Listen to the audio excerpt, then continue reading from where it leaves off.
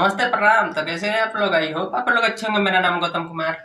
मैं आज एक ऐसे कलाकार के बारे में बात करने जा रहा हूं जो भोजपुरी के हिट मशीन कलाकार कहे जाते हैं। भोजपुरी में आते हैं तो धमाल मचा के ही जाते हैं, तहलका मचा के ही जाते हैं। जैसे कि ये फोटो में देख सकते हैं। फोटो देखने के बाद तो कोई चेहरे के मुमताज नहीं है भोजपुरी इंडस्ट्री में। इनका नाम खेसारी लाल यादव है। इनका एक सॉन्ग रिलीज किया गया है 4 दिन पहले ग्लोबल म्यूजिक जंक्शन से रिलीज किया गया है, जो अभी 13 नंबर पे ट्रेंड कर रहा है। सॉन्ग का टाइटल है मारतिया लाइन। ए सॉन्ग का बोल है काहे भौजी हो मन मरले बाड़ू, अपन भाषा दशा बिगड़ले बाड़ू, तो हंसी भागल बा चेहरा हसीन से,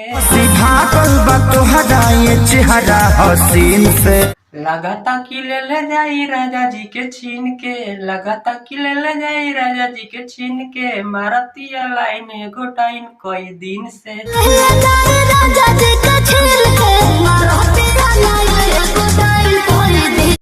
आई होप आपको सॉन्ग अच्छा लगा हो तो लाइक सब्सक्राइब शेयर करें। मिलते हैं नेक्स्ट ट्रेंड सॉन्ग के साथ, तब तक के लिए।